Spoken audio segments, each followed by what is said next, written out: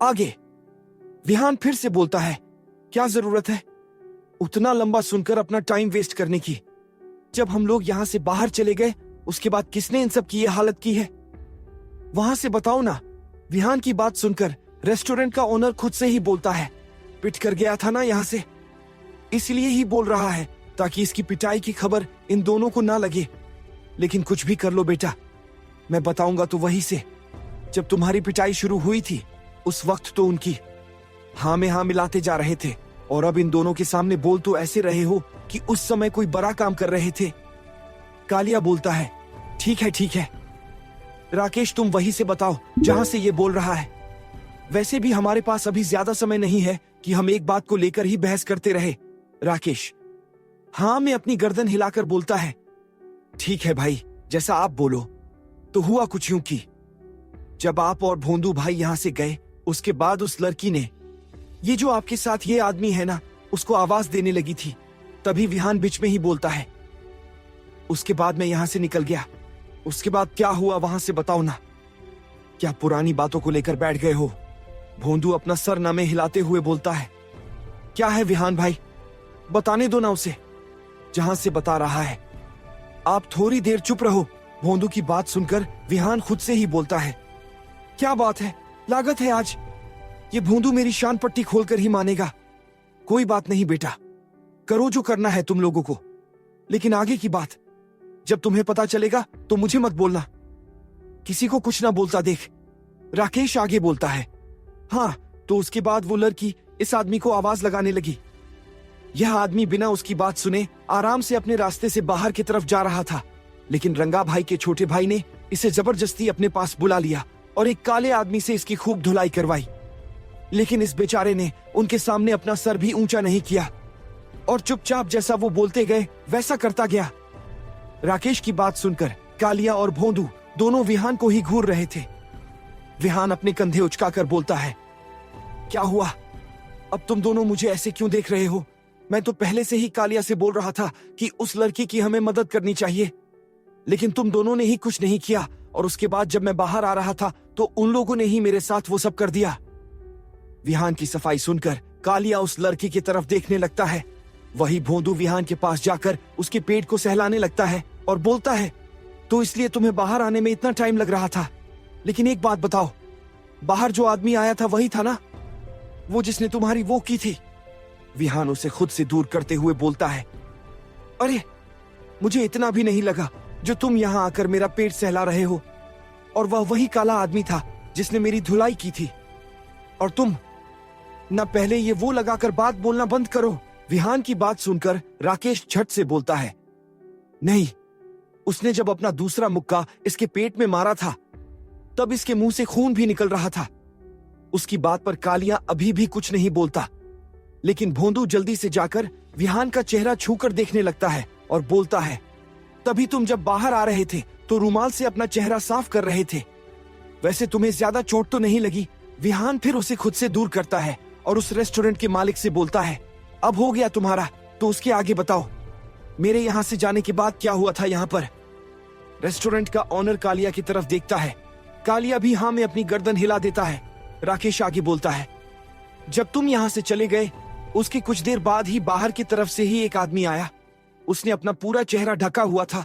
वह पहले तो आराम से ही चलकर एक टेबल की तरफ जा रहा था, लेकिन वह जो काला आदमी था वह उस नकाब वाले आदमी से टकरा जाता है। उसके बाद तो जो हुआ, मुझे अभी तक अपनी आंखों पर विश्वास नहीं हो रहा कि कोई ऐसा भी कर सकता है। कालिया थोड़ा गुस्से में बोलता है, बातों को ज्यादा घुमाओ मत, क्या हुआ वो बोलो यहाँ पर। राकेश आगे बोलता, उससे पहले ही बाहर की तरफ से एक जानी पहचानी आवाज आती है। मैं बताता हुआ क्या हुआ। उस आवाज को सुन सभी बाहर की तरफ देखने लगते हैं। बाहर वह काला आदमी ही था जिसकी हालत अभी पहले से भी ज्यादा बुरी लग रही थी। उसको देखते ही भोंदू उसकी तरफ जाते हुए बोलता है, क्या हुआ? मिला वो आदमी जिसने तुम लोगों की यह हालत की थी? वह काला आदमी हांफते हुए बोलता है, नहीं, वहां बाहर की तरफ कोई भी नहीं मिला। भोंदू एक चेयर उसके पास ले जाकर उसे बैठने के लिए बोलता है। वह आदमी उस चेयर पर जैसे ही बैठने के लिए होता है, भोंदू अपने पैर से चेयर को थोड़ा साइड कर देता है और वह आदमी जमीन पर एक धम की आवाज से साथ गिर जाता है और वहीं पर बेहोश हो जाता है। भोंदू की इस हरकत पर सभी उसे आंखें फाड़ कर देखने लगते हैं। विहान उससे बोलता है, अरे ये तुमने क्या कर दिया? वह हमें बताने वाला था ना, उस नकाब वाले आदमी ने उनके साथ क्या किया था। कालिया भी थोड़ा गुस्से में बोलता है, जब देखो काम बिगाड़ने ही आता है इसे। भोंदू अपना दांत दिखाते हुए बोलता है, क्या भाई, इस आदमी ने विहान भाई की इतनी धुलाई की, उसके बाद भी अभी तक ये अपने पैरों पर चल रहा है। इसका तो वो पूरा करना ही था ना, अभी नहीं तो बाद में। सो मैंने अभी ही वो पूरा कर लिया। उसकी बात सुनकर सब कालिया की तरफ देखने लगते हैं, मानो उससे पूछ रहे हों, ये क्या वो पूरा करने की बात कर रहा है? उन सबको अपने तरफ देखता देख कालिया एक लंबी सांस लेते हुए बोलता है, इसके कहने का मतलब है हिसाब पूरा करना था इसे विहान की पिटाई का, सो इसने अभी बराबर कर लिया। भोंदू अपना सर हिलाते हुए बोलता है, वो मैं हिसाब में बहुत पक्का हूं ना, इसलिए। भोंदू की बात सुनकर कालिया बोलता है, ठीक है, लेकिन उसके साथ इतना भी करने की क्या जरूरत पड़ गई थी? उसकी हालत तो पहले से ही ठीक नहीं थी और अब तो बेचारा बेहोश ही हो गया है। फिर राकेश की तरफ देखते हुए बोलता है, तुम ही बताओ आगे क्या हुआ था? राकेश बोलता है, जब वह नकाब वाला आदमी उस काले आदमी से टकरा गया था, उसके बाद भी वह अपने रास्ते ही जा रहा था, लेकिन इस काले आदमी से रहा नहीं गया और वह उस नकाब वाले के पास जाकर बोलने लगा कि उसकी हिम्मत कैसे हुए बिना उससे माफी मांगे उसके सामने से जाने की। उसकी बात सुनकर वह नकाब वाला आदमी अपनी गर्दन टेढ़ी करके उसे एक तक ही देखने लगता है। उसके ऐसा करने से वह काला आदमी और ज्यादा गुस्सा हो जाता है और उस नकाब वाले को एक पंच मारने के लिए आगे बढ़ता है, लेकिन उसका पंच उस नकाब वाले को छू भी पाता। उससे पहले ही वह नकाब वाला आदमी उस काले आदमी की गर्दन पकड़कर जमीन पर घसीटने लगता है। राकेश की बात सुनकर सब उस काले आदमी की तरफ देखने लगते हैं। उसके चेहरे का एक हिस्सा पूरा छिला हुआ था और पूरा खून से लाल था। राकेश आगे बोलता है, उस नकाब वाले की हरकत देखकर बाकी के जितने भी आदमी थे सभी एक एक करके उसके ऊपर हमला करने लगते हैं, लेकिन वह नकाब वाला आदमी केवल अपने एक दो पंच में ही उन्हें बेहोश करते जा रहा था। आखिर में केवल रंगा का भाई ही बच गया था। सबको ठिकाने लगाने के बाद वह नकाब वाला आदमी उसे ही घूरने लगता है, लेकिन फिर भी रंगा का भाई कुछ नहीं बोलता और उस लड़की के साथ जबरदस्ती करने लगता है। नकाब वाला आदमी उसे एक दो बार रुकने के लिए भी बोलता है, लेकिन वह रुकता नहीं, तो वह नकाब वाला आदमी उसके पीठ पर एक मुक्का बहुत जोर से रसीद देता है। उस वक्त इतनी तेज हड्डियां टूटने की आवाज आई थी। मुझे तो पक्का यकीन है भाई, अब ये कभी दोबारा खड़ा नहीं हो पाएगा। राकेश की पूरी बात सुनने के बाद सभी रंगा के भाई को देखने लगते हैं। उसके मुंह में प्लेट और चम्मच ठुसे हुए थे और उसकी पीठ भी हल्की लचकी हुई लग रही थी। उसकी हालत देखने के बाद कालिया राकेश की तरफ देखते हुए बोलता है, लेकिन इसके मुंह में ये सब भी उस नकाब वाले ने ही किया है। राकेश, हाँ। मैं अपनी गर्दन हिलाते हुए बोलता है, हाँ, ये सब उसने ही किया है। जब नकाब वाले ने इसके पीठ पर मुक्का मारा था तब यह उसे गालियां देने लगा था। उसके बाद तो नकाब वाले ने टेबल पर रखा प्लेट और चम्मच उठाया और उसे इसके मुंह में पूरा गुस्सा दिया। राकेश की बात सुनकर कालिया बोलता है, ठीक है, अब हम लोग यहां से निकलते हैं। तभी पीछे एक बार फिर किसी की आवाज आती है, कोई भी यहां से कहीं नहीं जाएगा। उस आदमी की आवाज सुनकर कालिया खुद से ही बोलता है, लो आ गया चमचा। उस आवाज को सुनकर सभी बाहर की तरफ देखने लगते हैं। सामने एक हटाकटा आदमी खड़ा था, उसके पीछे 5-6 लोग खड़े थे। वह आदमी अंदर आते हुए बोलता है, कौन था वो जिसने इनकी यह हालत की है? क्या उसे नहीं पता कि ये लोग किसके आदमी थे? कालिया अपनी जगह से उठकर उस आदमी के पास चला जाता है और बोलता है, जिसने भी इनकी यह हालत की है उसे किसी ने ठीक से देखा नहीं है। उसने अपना चेहरा ढका हुआ था। वह आदमी कालिया की बात सुनकर उसके तरफ देखते हुए बोलता है, तुम्हारे यहां पर होते हुए भी ये सब हो गया और तुम बोल रहे हो कि किसी ने उसे देखा नहीं? कालिया भाई, कालिया बोलता है, तुम कहना क्या चाहते हो चमन? जब तक मैं यहाँ पर आया तब तक वह आदमी यहाँ से जा चुका था। चमन रंगा के भाई के पास जाकर उसके मुंह में से प्लेट और चम्मच निकालने लगता है और बोलता है, वो तो दिख ही रहा है कि यहाँ पर आकर तुम क्या कर रहे थे। कालिया उसकी बातों पर ध्यान नहीं देता और जो आदमी चमन के साथ आए थे उन सब के तरफ देखते हुए बोलता है, अब तुम सब यहाँ पर हुए तमाशे को देखने आए हो या फिर कुछ काम भी करना है तुम्हें? कालिया की बात सुनकर सभी एक दूसरे का चेहरा देखने लगते हैं। उन सबको एक दूसरे का चेहरा देखता देख चमन चिल्लाते हुए बोलता है, अरे बेवकूफो, इन सबको उठाकर जीप में भरो और हॉस्पिटल ले चलो। अब ये भी तुम्हें मैं ही बताऊं। चमन को गुस्सा होता देख सभी एक एक करके जमीन पर पड़े हुए अपने आदमियों को उठाकर बाहर की तरफ ले जाने लगते हैं। विहान भोंदू को अपने आंख के इशारे से चमन के बारे में पूछता है।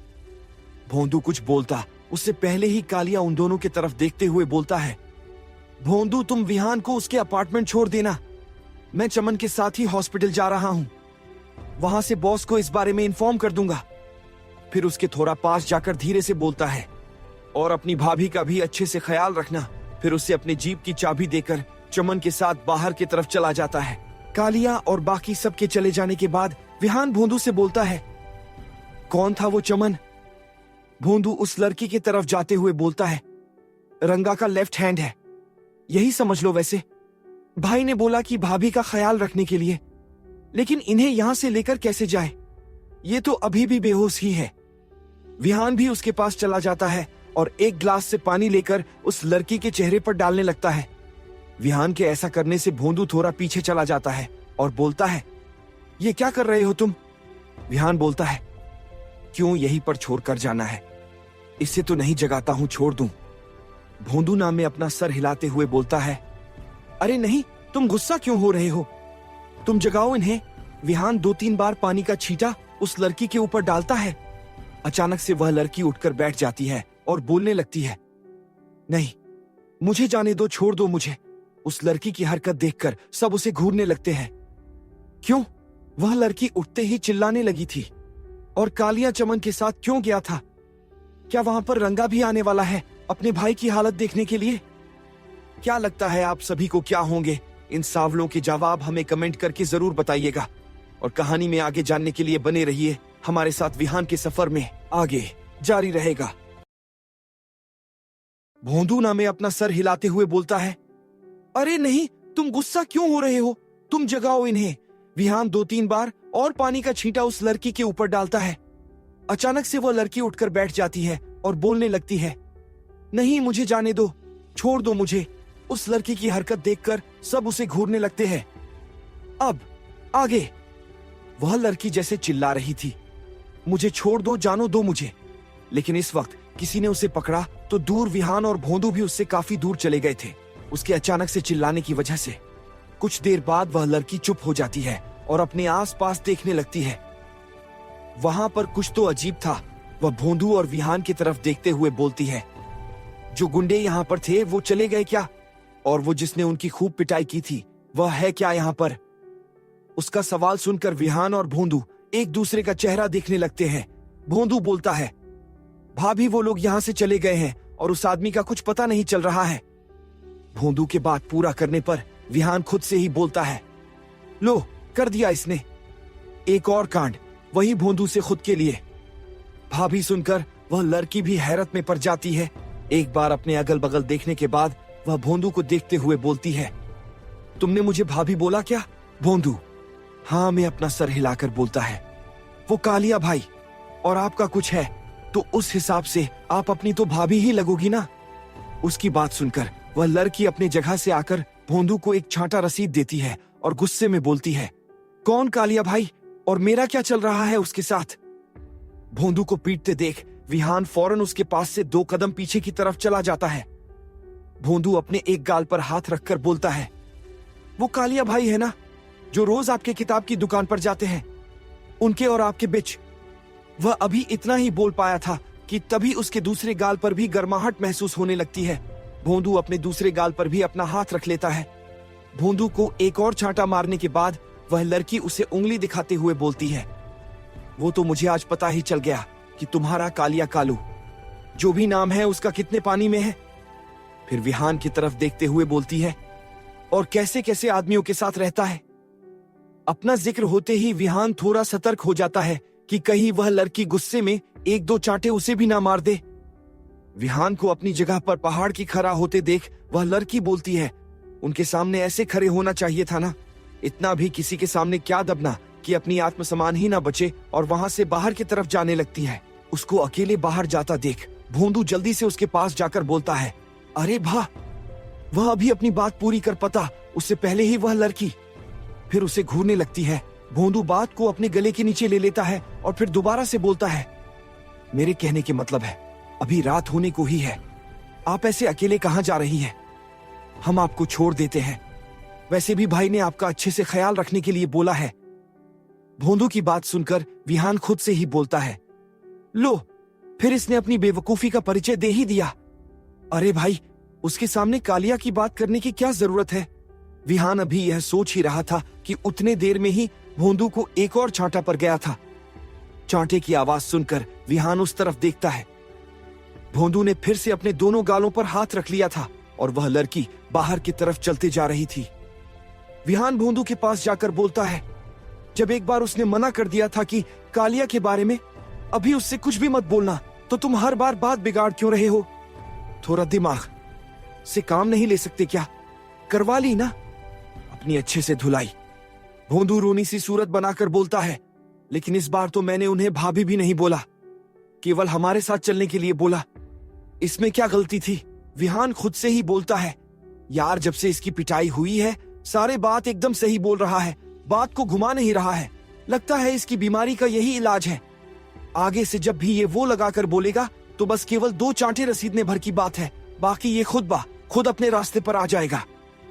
विहान को कुछ सोचते और अपनी बात का जवाब ना देता देख भोंदू उसे कंधे से हिलाकर बोलता है, कुछ करो जल्दी, नहीं तो वो चली जाएंगी और फिर हम भाई को क्या जवाब देंगे? विहान अपने सोच से बाहर आकर उससे बोलता है, अच्छा उसका नाम क्या है, पता है तुम्हें? भोंदू याद करते हुए बोलता है, भाई ने एक बार बताया तो था, क्या कहते हैं उसे? हाँ, वो जो आंखों में लगाते हैं ना, वही नाम है उसका। और विहान की तरफ देखने लगता है, जैसे अभी विहान उसके वो का मतलब बताएगा। वहीं जब विहान उसका जवाब सुनता है तो खुद को ही कोसने लगता है। आखिर क्यों? उसने अभी कुछ देर पहले उसकी थोड़ी सी तारीफ की थी। ये सच में कहीं भी काम बिगाड़ना ही जानता था। विहान कुछ सोचकर बोलता है, क्या लगाते हैं आंखों में काजल? काजल सुनते ही भोंदू चुटकी बजाते हुए बोलता है, हाँ यही तो नाम है भाभी का। विहान उसके सर पर टपली मारते हुए बोलता है, यहाँ बोल दिया, बाहर कुछ भी मत बोलना, और जल्दी से बाहर की तरफ जाने लगता है। बाहर कालिया और चमन सारे आदमियों को लेकर कब का चले गए थे। काजल जब बाहर आती है तो वहां बाहर केवल एक जीप ही खड़ी थी। वह वहां से आगे की तरफ जाने लगती है। विहान और भोंदू जब बाहर आते हैं तो देखते हैं कि काजल रोड की तरफ जा रही है। तो विहान जल्दी से उसके पास जाकर बोलता है, काजल जी। अपना नाम सुनकर काजल पीछे की तरफ देखने लगती है। पीछे विहान और भोंदू जल्दी में चलते हुए उसके पास ही आ रहे थे। काजल को रुकता देख विहान आगे बोलता है, देखिए अभी रात भी होने वाली है और आप अभी इस हालत में अकेले घर जाएंगी तो वहां पर सब आपको इस हालत में देखकर परेशान हो जाएंगे और सवाल भी पूछेंगे। मेरी बात मानिए तो आप पहले हमारे साथ हॉस्पिटल चलिए, फिर वहां से हम आपको आपके घर तक छोड़ देंगे। विहान की बात सुनकर काजल को समझ नहीं आ रहा था कि वह अपने हालत पर हंसे या फिर विहान की बातों पर। कालिया और चमन किस हॉस्पिटल लेकर गए हैं अपने आदमियों को, और क्या विहान काजल को भी कहीं उसी हॉस्पिटल में तो नहीं लेकर चला जाएगा ना? क्या लगता है आप सभी को क्या होंगे? इन सवालों के जवाब हमें कमेंट में जरूरी बताइएगा और कहानी में आगे जानने के लिए बने रहिए हमारे साथ विहान के सफर में। आगे जारी रहेगा।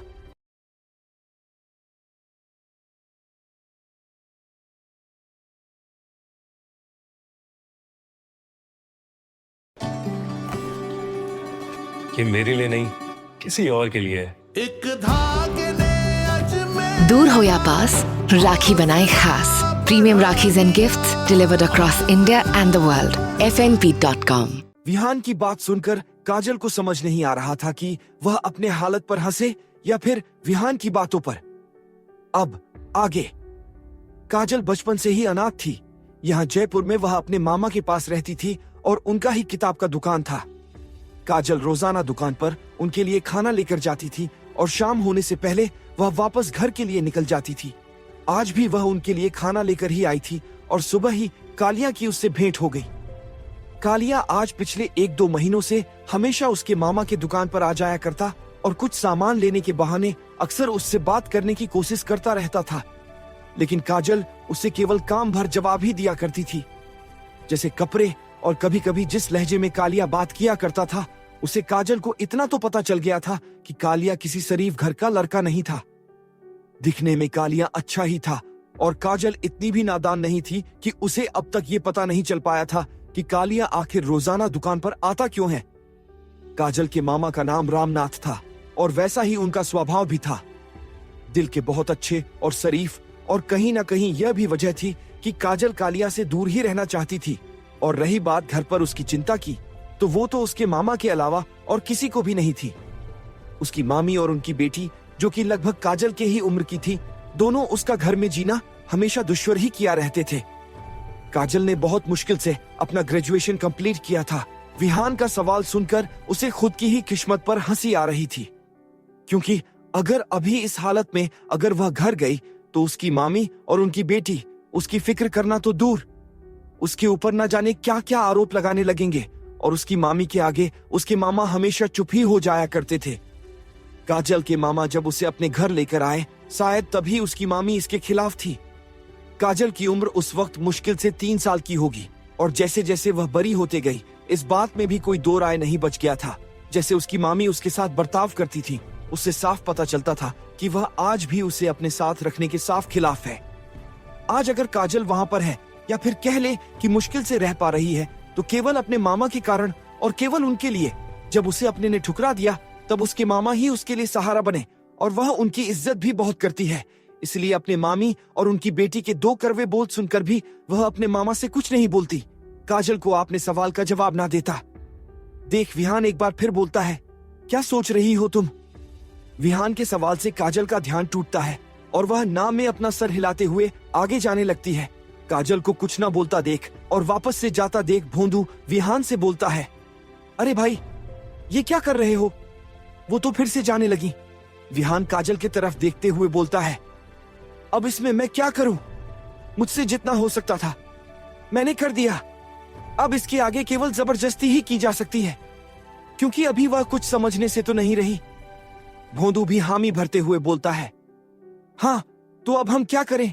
विहान बोलता है, करना क्या है, हम भी उसके पीछे पीछे ही चलते हैं। जब वह अपने घर पहुंच जाएगी तो वहां से वापस आ जाएंगे। दोनों फिर जीप में बैठ जाते हैं और काजल के पीछे चल देते हैं। जीप भोंदू ड्राइव कर रहा था। वह जीप को काजल से कुछ दूरी बनाकर चला रहा था, ताकि उसका ध्यान उन दोनों पर ना जाए। वहां से कुछ दूर चलने के बाद काजल एक ऑटो कर लेती है। करीब आधे घंटे बाद ऑटो एक मोहल्ले के पास आकर रुकता है। काजल ऑटो वाले को उसका किराया देकर वहीं पास के ही एक चापेकाल के पास चली जाती है और अपना चेहरा अच्छे से साफ करने लगती है। फिर दुपट्टे से अपना चेहरा अच्छे से पोंछने के बाद उसे अपने सर पर रख लेती है और एक घर की तरफ चलने लगती है। विहान और भोंदू वहीं कुछ दूर से ये सब देख रहे थे। जब काजल उस घर के अंदर जाने लगती है तो वो दोनों भी वहां से निकलने को होते हैं कि तभी उन्हें किसी औरत की चिल्लाने की आवाज आती है, चलो जाओ यहाँ से, पता नहीं कहां से मुंह काला करके आई है। उस आवाज को सुनकर दोनों पीछे की तरफ देखते हैं तो वहां पर एक औरत काजल को धक्का देते हुए घर से बाहर निकाल रही थी, और उस औरत के पीछे पीछे एक और लड़की भी बाहर की तरफ आ रही थी, जो कि काजल के ही हमउम्र की लग रही थी। वह औरत कोई और नहीं, काजल की मामी ही थी। दरअसल जब काजल घर में इंटर हुई थी तो उसकी मामी और उनकी बेटी दोनों हॉल में ही बैठे थे। काजल को देखते ही उसकी मामी टोंट मारते हुए बोलती है, आहा, आ गई महारानी जी, यहाँ हम कब से इंतजार किए जा रहे हैं, और ये है कि इनका कुछ अता पता ही नहीं है। फिर उससे सपाट लहजे में बोलती है, कहाँ थी इतनी देर? आज से पहले तो दुकान से वापस आने में इतनी देर नहीं हुई। अपनी मामी की गुस्से भरी आवाज सुनकर काजल अच्छे से दुपट्टे से अपना चेहरा ढकते हुए बोलती है, वो मामी आज आने में थोड़ा लेट हो गया। आते वक्त भूख लगी तो एक रेस्टोरेंट में कुछ खा लिया, उसी में अधिक समय लग गया। उसकी मामी बोलती है, ठीक है ठीक है, जाओ और जल्दी से खाना बनाओ, शाम को 6 बजने ही वाले हैं। दोपहर से कुछ नहीं खाया है। काजल हाँ मैं अपना सर हिलाकर अंदर किचन की तरफ जाने लगती है। तभी उसकी मामी की लड़की उसे टोकते हुए बोलती है, 1 मिनट, ये तुम्हारे हाथ पर उंगलियों के निशान कैसे बने हैं?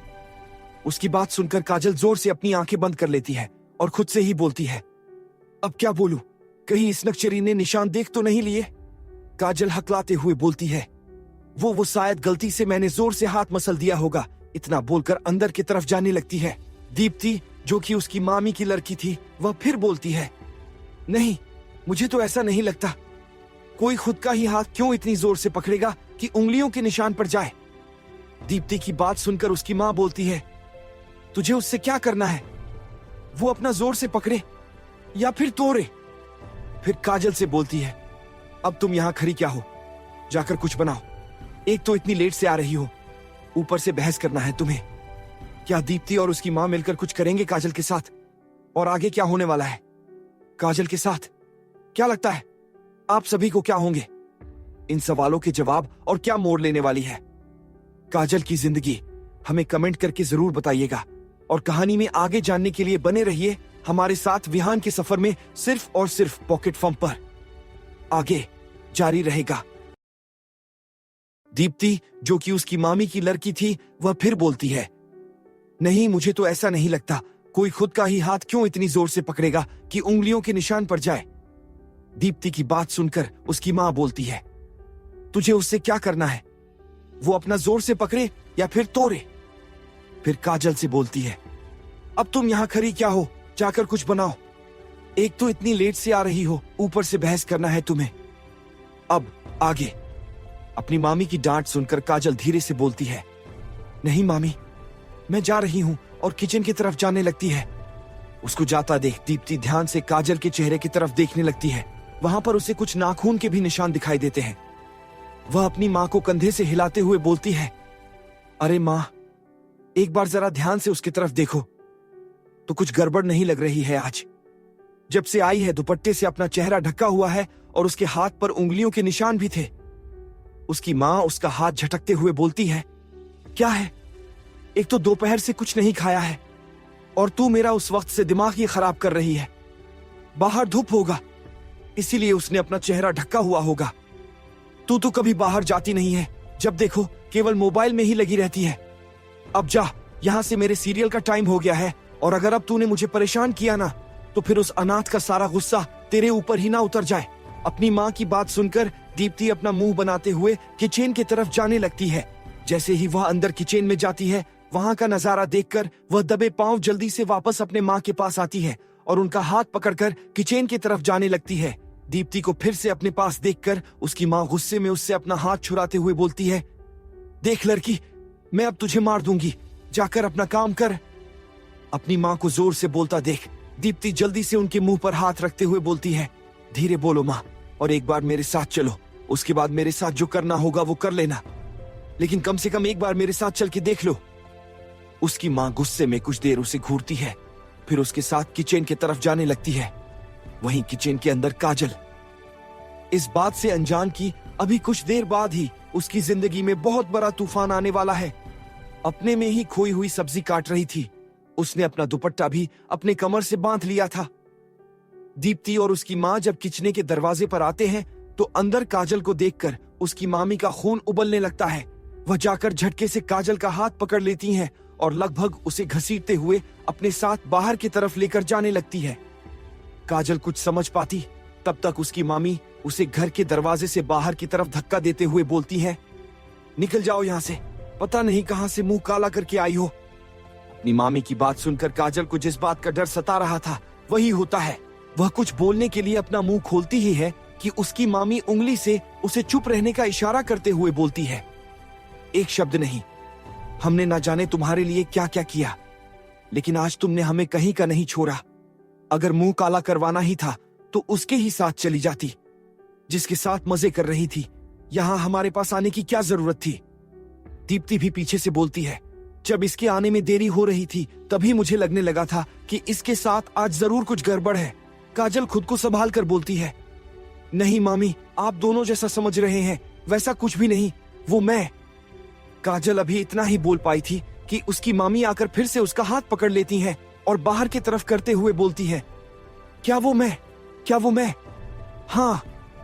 और उसके चेहरे और गले पर परे नाखून और उंगलियों के निशान दिखाते हुए बोलती है, ये देखकर भी कुछ कहना बाकी रह गया है क्या? मोहल्ले में हो रहे शोरगुल से बाकी आसपास के लोग भी अब वहां पर इकट्ठा होने लगते हैं। काजल खुद को अपने में ही समेटते हुए बोलती है, मामी अंदर चलो, मैं आपको सब बताती हूं। वो जिस रेस्टोरेंट में मैं खाने के लिए गई थी वहीं पर कुछ लोग, उसकी मामी फिर से बीच में ही अपने दोनों हाथ जोड़ते हुए बोलती है, नहीं महारानी जी, मुझे अब तुमसे कोई बहस नहीं करनी। फिर वहां पर इकट्ठे हुए लोगों को तरफ देखते हुए बोलती है, आप लोग ही बताइए, हमने ना जाने कितना नहीं किया इसके लिए। अरे इसके घर वालों ने भी इसे अपनाने से मना कर दिया, लेकिन दीप्ति के पापा ने इसे अपनी बेटी मानकर अपने साथ रखा। फिर दीप्ति की तरफ इशारा करते हुए बोलती है, हम दोनों ने आज तक इसमें और दीप्ति में कोई भेदभाव नहीं किया, लेकिन आज इसने हमारी इज्जत का तमाशा बनाकर रख दिया है। पता नहीं कहां मुंह काला करवा के आई है। काजल की मामी की बात सुनकर वहां पर खड़ी भीड़ काजल को ऊपर से नीचे तक देखने लगती है और आपस में तरह तरह की बातें बनाने लगती है। उनके बीच से एक औरत बोलती है, अरे मीना बहन, जब इसे खुद की इज्जत का कुछ नहीं पता है तो फिर तुम क्यों इतना चिंता कर रही हो? इसे अभी हमारे मोहल्ले से बाहर निकालो। अगर ये ऐसे ही यही रही तो हमारी बहू बेटियों पर इसके इस चरित्र का क्या असर पड़ेगा? ऐसे ही भीड़ में से लोग काजल के खिलाफ अलग अलग बातें बोलने लगते हैं। बात को और ज्यादा बढ़ता देख विहान और भोंदू भी वहां पर चले जाते हैं। उन दोनों को बिल्कुल भी ये अंदाजा नहीं था कि बात इस हद तक बरस जाएगी। विहान भोंदू से बोलता है, मुझे पहले ही ऐसा कुछ होने का अंदाजा हो गया था, इसलिए वहां से निकलते वक्त मैंने बोला था कि कम से कम हॉस्पिटल जाकर मलहम पट्टी करवाने के लिए। भोंदू विहान से बोलता है, लेकिन इनके घर वाले कैसे हैं जो बिना इनकी एक भी बात सुने ऐसे ही गंदे गंदे इल्जाम लगा रहे हैं। विहान भोंदू की बात सुनकर बोलता है, अब मामला बहुत आगे निकल चुका है, तुम जल्दी से कालिया को फोन करो और यहाँ पर आने के लिए बोलो। भोंदू अपना मोबाइल निकलकर भीड़ के कुछ दूर आकर कालिया को कॉल कर देता है। वहीं लोगों के बीच में खड़ी काजल को तो लग रहा था कि उसने अभी अपने बदन पर एक भी कपड़ा नहीं पहना है, और ऊपर से लोगों की खुद के लिए इतनी गंदी सोच देखकर अब उसका बचा कुचा हिम्मत भी जवाब दे चुका था। उसका मन कर रहा था वह अब भी इस मतलबी दुनिया से चली जाए। आते वक्त उसे लगा कि एक बार घर उसके मामा आ जाए, फिर वह उन्हें सारी बात बता देगी। लेकिन यहाँ तो उसके आते ही इतना कुछ हो गया कि वह अब कभी भी अपने मामा से नजरें ही नहीं मिला पाएगी। यह समाज ने बिना उसकी एक सुने ही उसे चरित्रहीन साबित कर दिया था, और जो उसके साथ हुआ उसमें भी उसकी क्या गलती थी? क्या करेगी अब काजल? और क्या समय रहते आ जाएंगे रामनाथ, उसके मामा। और क्यों विहान ने कालिया को यहाँ जल्दी बुलाने के लिए बोला था। यहाँ आने के बाद कालिया का क्या रिएक्शन होगा? क्या लगता है आप सभी को क्या होंगे? इन सवालों के जवाब हमें कमेंट करके जरूर बताइएगा, और कहानी में आगे जानने के लिए बने रहिए हमारे साथ विहान के सफर में, सिर्फ और सिर्फ पॉकेट एफएम पर। आगे जारी रहेगा। यहाँ समाज ने बिना उसकी एक सुने ही उसे चरित्रहीन साबित कर दिया था, और जो उसके साथ हुआ उसमें भी उसकी क्या गलती थी? अब आगे क्या उसकी केवल यही गलती थी कि वह कुछ खाने के लिए उस रेस्टोरेंट में चली गई, या फिर उसकी ये गलती है कि उस समय ही उसका सामना उन गुंडों और बेशर्म लड़कों से हो गया? और अगर ये भी नहीं तो क्या उसकी यही गलती है कि वह एक लड़की है? क्या लड़की होना गुनाह है? क्योंकि जब विहान को उन लोगों ने पकड़ा था तो केवल उसे पिटकर ही छोड़ दिया था, उसके शरीर के साथ कोई बदतमीजी नहीं की। और वहीं काजल के साथ उन लोगों ने क्या किया? ये जो सवाल अभी काजल के मन में घूम रहे थे, उसका मन कर रहा था कि ये जो समाज आज उसके ऊपर गंदे कीचड़ उछाल रहा था, उन सब से चीख चीख कर पूछे कि उसकी गलती क्या है। लेकिन यहाँ पर कोई भी उसकी एक बात सुनने के लिए तैयार नहीं था। यहाँ तो सभी उसके ऊपर गंदे कीचड़ उछालकर एक सभ्य समाज की परिभाषा लिख रहे थे। काजल अपनी नजरें नीचे किए हुई थी। अब वह शायद ही कभी यहाँ के लोगों से अपनी नजरें मिला पाएगी। इसलिए नहीं कि उसने कुछ गलत किया था, बल्कि इसलिए कि ये जो लोग कल तक उसे अपनी बेटी की तरह देखते थे, कोई बहन की तरह देखता था तो कोई दोस्त की तरह, लेकिन आज यही लोग बिना उसकी एक दलील सुने उस पर चरित्रहीन होने का आरोप लगा रहे थे। एक लड़की के जीवन में अगर उसके पास जो सबसे कीमती चीज होती है तो वो उसकी इज्जत होती है, उसके अपने की उस पर भरोसा होता है जो वह कभी नहीं चाहती कि टूटे। लेकिन अब कुछ रहने को बच ही क्या गया था? काजल किसी जिंदा लाश की तरह लोगों के बीच में खड़ी थी। भीड़ में से एक औरत बोलती है, अरे आप खरे खरे इसका मुंह क्या देख रहे हो? मैं तो बोलती हूँ कि जैसे ये खुद को काला करवा के आई है, हम भी इसे कालिक में पोत देते हैं। उस औरत की बात सुनकर एक दूसरी औरत बोलती है, नहीं तो क्या, मैं तो इसे अपनी बेटी के जैसे मानती थी, लेकिन मुझे कहाँ पता था उसके लक्षण इतने घिरे हुए होंगे। सही कहा तुमने, इसे तो पूरा कालिक में पोत देना चाहिए। फिर काजल को मामी मीना जी की तरफ देखते हुए बोलती है, क्यों मीना बहन, तुम्हारा क्या कहना है इस बारे में? मीना जी झूठ का रोना रोते हुए बोलती है, अब मैं क्या बोलूं? इसने तो आज हमें कहीं का नहीं छोड़ा। अरे हमारी परवरिश में क्या कमी रह गई थी जो आज ये हमें यह दिन दिखा रही है? इससे तो अच्छा होता कि दीप्ति के पापा इसे अपने साथ ही न लाते। कम से कम आज हमारी इज्जत तो सलामत रहती। मीना जी की बात सुनकर एक दूसरी औरत बोलती है, नहीं मीना जी, अब हम इसे यहाँ इस मोहल्ले में नहीं रख सकते। अभी वो लोग बातें ही कर रहे थे कि तभी एक काजल की हमउम्र की लड़की एक बाल्टी काला रंग काजल के ऊपर डाल देती है। उस नजारे को देख सभी को बहुत राहत मिलती है। भीड़ में से ही कुछ लोग अब काजल को यहाँ से चले जाने के लिए बोलने लगते हैं। काजल को तो लग रहा था कि सच में अब कुछ ऐसा हो जाए और वह यहीं पर मर जाए।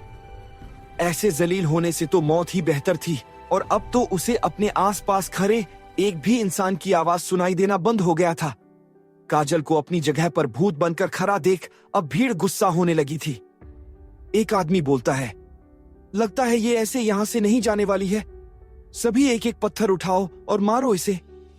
एक दूसरा आदमी बोलता है, इन जैसों के लिए यही सही होता है, अगर इसमें थोड़ी सी भी शर्म बची होती तो ये यहां पर नहीं आती।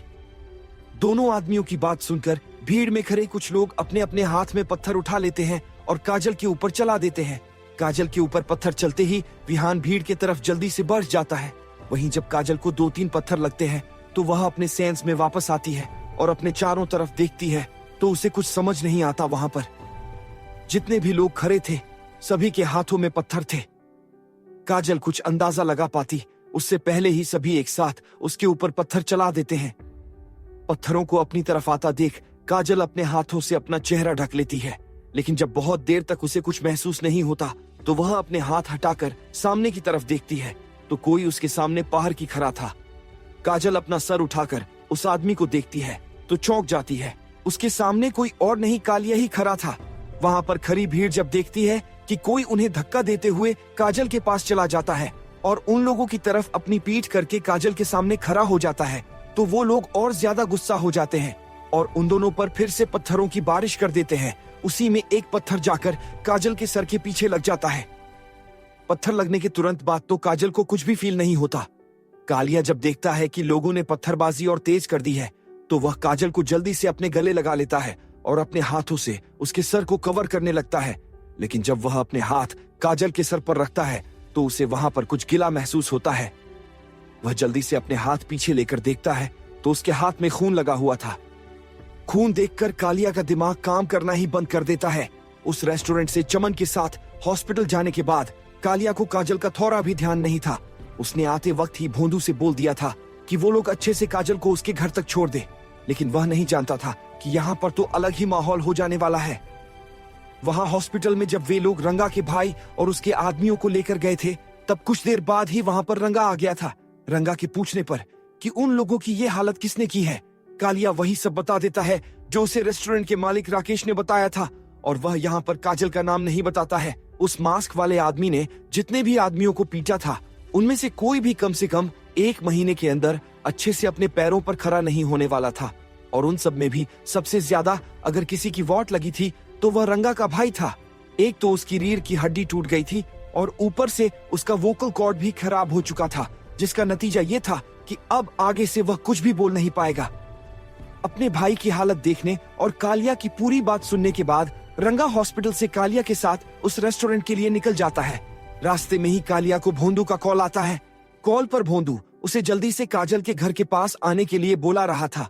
कालिया के पूछने पर भोंदू उसे कोई कारण नहीं बताता है। कालिया कैसे भी करके रंगा को कल रेस्टोरेंट पर चलने के लिए मना कर काजल के घर कर लिए निकल जाता है, और जब वह यहाँ पर आता है तो यहाँ का नजारा देखकर उसके प्राण ही सूख जाते हैं। मोहल्ले के लोग क्या करने वाले हैं अब काजल के साथ, और कालिया क्या कदम उठाने वाला है काजल के लिए, या फिर वह भी उसे छोड़कर चला जाएगा? क्या लगता है आप सभी को क्या होंगे? इन सवालों के जवाब हमें कमेंट में जरूर बताइएगा, और कहानी में आगे जानने के लिए बने रहिए हमारे साथ विहान के सफर में, सिर्फ और सिर्फ पॉकेट FM पर। आगे जारी रहेगा।